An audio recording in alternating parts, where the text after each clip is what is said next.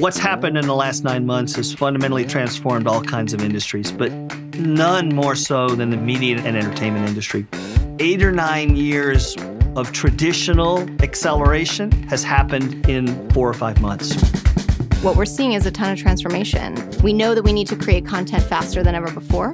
We know that there's more content being created than ever before. And so the entertainment industry in general is looking towards technology as a way to empower the creative community. We're seeing massive disruption in the way that content is consumed, and I think that's only going to continue. There's going to be a constant thinking about how to get more and more people to be involved in that content creation process. And then if you layer on top of that, the way I need to collaborate across borders, for example, to make sure those things happen in real time, because I need to get that stuff done much more quickly.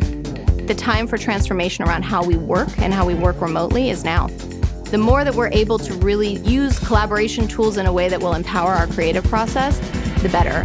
One other area that I think we're going to continue to see really advanced media entertainment is the leveraging of 5G technology. If we think about remote workflows, multi-camera syncing, the ability for live events, especially in really hard places to get to, leveraging 5G is going to become a critical piece of those workflows and pipelines as we move forward.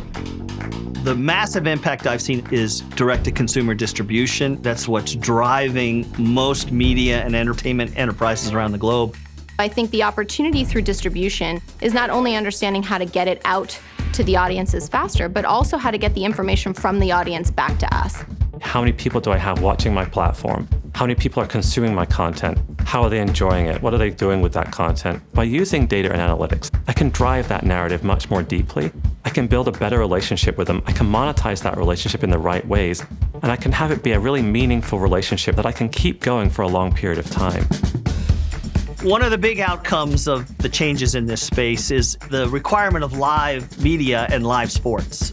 The fan experience can be enhanced in a dramatic way with the advent of things like 5G, which has reduced latency in the network, to be able to do things differently, both in the arena as well as experiencing it on a television or a PC or your phone. We also see a massive opportunity emerging in the gaming space and this integration of media content, gaming content, music, and that's going to require a well thought through, digitally transformed experience.